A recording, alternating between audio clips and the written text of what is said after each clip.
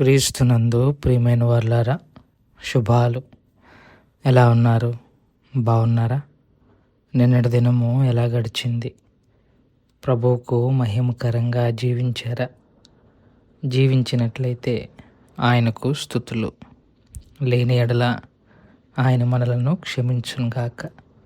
నేటి దిన ధ్యానాంశము మార్కు సువార్త 1 అధ్యాయము 5-6 వచనాలు. మార్కు సువార్త 1 అధ్యాయము 5-6 వచనాలు. అంతటా యూదయ దేశస్థులందరూ యెరూషలేము వారందరూ బయలుదేరి అతని యొద్దకు వచ్చి తమ పాపములను ఒప్పుకొనుచు యొర్దాను నదిలో అతని చేత బాప్తిస్మము పొందుచుండ్రి. యోహాను ఒంటె రోమములు వస్త్రమును మొల చుట్టూ తోలు దట్టియు ధరించుకొనువాడు, అడవి తేనెను మిడతలను తినువాడు. దేవుని వాక్యాన్ని మన వినికిడిలో దీవించి ఆశీర్వదించునుగాక. నిన్నటి దినాన మెస్సయ్య రాకడ కొరకు ముందుగా పంపబడే దూత ఎవరు అని పరిచయం చేసుకున్నాం. ఆయన బాప్తిసం ఇచ్చు యోహాను అని. అతడు ఏ రకంగా దేవుని యొక్క లేదా మెస్సయ్య యొక్క రాకడను ప్రకటిస్తున్నాడు అన్న విషయాన్ని మనం చూసాం. మారు మనస్సు, పాపక్షమాపణ, బాప్తిస్మము అన్న అంశాలను ఆయన వివరిస్తున్నట్టుగా మనం చూసాం. 5-6 వచనాల్లో, ప్రత్యేకించి 5వ వచనంలో ఇవాల్టి ధ్యానాంశంలో ఆ మాటలు విని స్పందించిన వారు యోహాను దగ్గరకు రావటాన్ని మనం చూస్తాం. యోహాను ఎప్పుడైతే అట్లా ఆ యూదయ ప్రాంతంలో ప్రకటిస్తూ, అరణ్యములో ప్రకటిస్తూ, సంచరిస్తూ తిరుగుతున్నాడో, యూదయ దేశస్థులందరూ అలాగే యెరూషలేము పట్టణస్థులు అందరూ ఆయన దగ్గరికి వచ్చి తమ పాపములను ఒప్పుకొనుచు, ఏ విషయంలో అయితే యోహాను చెప్పాడో ఆ మెస్సయ్య రాజ్యములో వారసులు అవటం కొరకు యూదులైతే సరిపోదు, పాప క్షమాపణ కూడా అవసరము, కూడా కాదు పాప క్షమాపణే అవసరము అనే వార్త ఎప్పుడైతే ఆ ప్రాంతంలో ఉన్న ప్రజలకు చెప్పాడో, ఆ ప్రాంతపు ప్రజలు ఆ రానున్న మెస్సయ్య రాజ్యంలో వారసులు అవటం కొరకు ఆయన మాటలు విని బాప్తిసము పొందటానికి ఆయన దగ్గరకు వచ్చి బాప్తిసము పొందుతున్నట్టుగా మనము చూస్తాము. యూదయ ప్రాంతంలో అనగా యూదయ దేశస్థులు అన్నప్పుడు మొదటి శతాబ్దంలో ఇశ్రాయేలీలు, సమరయులు, ఉత్తర దిక్కునున్న గలిలయులు, యెరూషలేము పట్టణము, మధ్యధర సముద్రము, యొర్దాను నది పరివాహ ప్రాంతము వారు, బేతేలు, బెయేర్షెబా, ఈ ప్రాంతంలో నుండి చాలామంది, యెరికో పట్టణము, ఈ ప్రాంతంలో ఉన్న వారందరూ కూడా యోహాను దగ్గరకు వచ్చి బాప్తిసాన్ని తీసుకుంటాం మనం చూస్తాం. కానీ విచిత్రం ఏంటంటే వీరి బాప్తిస్మము కేవలము ఆచారము వరకే అని 3 సంవత్సరాల్లో నిరూపింపబడింది.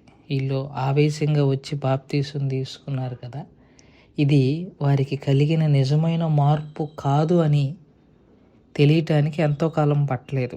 3 సంవత్సరాల్లో వీళ్ళే ఈ బాప్తిసం తీసుకొని యేసయ్య ఎమ్మట తిరిగిన వాళ్ళే యేసుని సిలువ వేయండి అని ఆయన్ను విసర్జించిన వారు కూడా ఉన్నారు. కాబట్టి ఇక్కడ ఒక చిన్న విషయాన్ని మీతో ప్రస్తావన చేయాలి. బాప్తిసము తీసేసుకుంటే రక్షణ పొందాము అన్నది అపోహ. నిన్ననే చెప్పాను, బాప్తిసం అన్నది అంతరంగ మార్పు యొక్క బహిరంగ వ్యక్తీకరణ, an outward expression of an inward conversion అని చెప్పాను. సో, లోపల మార్పు లేకుండా బయట ఎన్ని మాటలు మాట్లాడినా అవి కేవలము నామకార్థమైనవిగా నిరూపింపబడతాయి. సో, ఇది కూడా వీళ్ళందరూ వచ్చి బాప్తీసం తీసుకున్నారు కానీ వారు నామకార్థపు మారు మనసు పొందారని మనం అర్థం చేసుకోవచ్చు. సో, వీళ్ళందరూ బాప్తీసము పొందుకున్నట్టుగా మనం చూస్తాం. 6వ వచనంలో చూస్తే బాప్తీసం ఇచ్చే యోహానుని గురించి కొద్దిగా డిస్క్రిప్షన్ మార్కు భక్తుడు ఇస్తున్నట్టుగా మనం చూస్తాం. మనం ముందుగానే చెప్పుకున్నాము, మార్కు సువార్తికుడు పెద్దగా ఎక్కువగా డీటెయిల్స్ ఇచ్చే కన్నా సబ్జెక్టుకి ఎక్కువ ప్రాధాన్యత ఇచ్చినట్టుగా మనం చూస్తాం. అందుకే మిగతా సువార్తికులు ఇచ్చినట్టుగా యేసుక్రీస్తు ప్రభువారి వంశావళి ఇవ్వలేదు. కానీ అలాగే ఇక్కడ కూడా బాప్తిస్మం ఇచ్చే యోహాను గురించి జస్ట్ ఒక్క డిస్క్రిప్షన్, ముందు వచనాల్లో అతని పరిచర్యని చెప్పి 6వ వచనంలో అతడి గురించి చిన్న బ్రీఫ్ ఇన్ఫర్మేషన్ ఇచ్చాడు. కానీ మిగతా సువార్తల్లో చూసుకుంటే ఎలాగా ఆయన జన్మింపబడ్డాడు, ఇద్దరికి జకర్యాకు అలాగే వాళ్ళ తల్లిదండ్రులు ఎలిజబెత్కు వారి ధర్మములు ముగిసిన వారు పిల్లోని కన్నారు, పరిశుద్ధాత్మ చేత నింపబడ్డాడు. బాప్తిస్మం ఇచ్చే యోహాను తల్లి గర్భంలో ఉండగానే పరిశుద్ధాత్మ చేత నింపబడ్డాడు. అందుకే యేసు ప్రభు వారిని చూచినప్పుడు గెంతులు వేసినట్టుగా మనం చూస్తాం.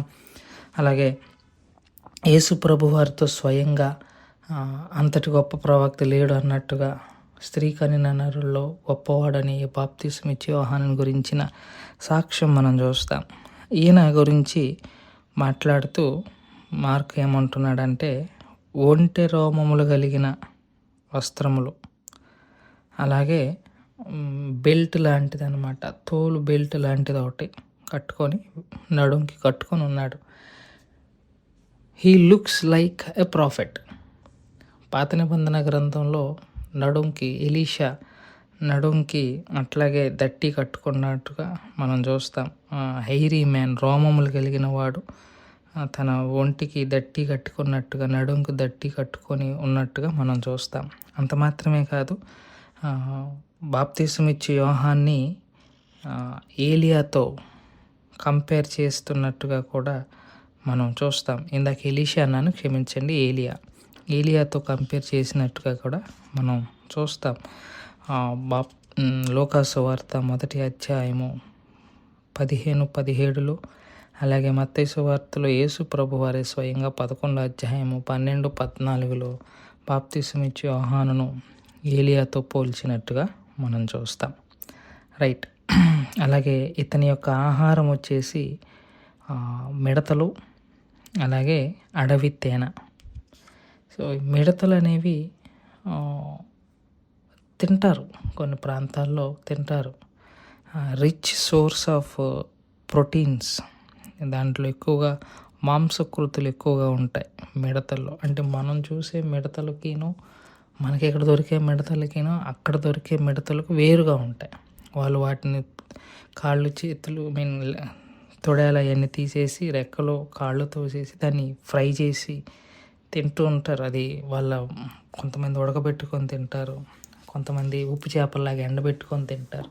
సో అదేదో విచిత్రమైన ఆహారం ఏం కాదు, అది వారికి అలవాటైన ఆహారం. ఇంకా అడవి తేనె యొక్క రిచ్ ఇంగ్రీడియంట్స్ మనకు తెలిసిన విషయం. సో వాటి గురించిన జస్ట్ డిస్క్రిప్షన్ అంతే. సో ఇది మార్కు సువార్తికుడు బాప్తిస్మం ఇచ్చే యోహాను గురించి వివరించిన ఒక చిన్న డిస్క్రిప్షన్ అనుకోవచ్చు. సో ఆయన తర్వాత ఏమేం చెప్తాడో అన్నది కూడా మనం రేపటి నుంచి తెలుసుకునే ప్రయత్నం చేద్దాం. దేవుడు ఈ మాటలను దీవించి ఆశీర్వదించును గాక. ప్రార్థన చేసుకుందాం. మమ్మల్ని మిక్కిలిగా ప్రేమించిన మా ప్రియ పరలోకపు తండ్రి, మీ పాదాలకు స్తోత్రాలు. చెప్పబడిన వాక్యాన్ని బట్టి మీకు స్తోత్రాలు. విన్న వాక్యం మా హృదయంలో భద్రపరచుకొని వాక్యానుసారంగా జీవించగలిగిన కృపను దయచేయమని యేసు నామంలో అడిగి వేడుకుంటున్నాం తండ్రి. ఆమెన్. God bless you.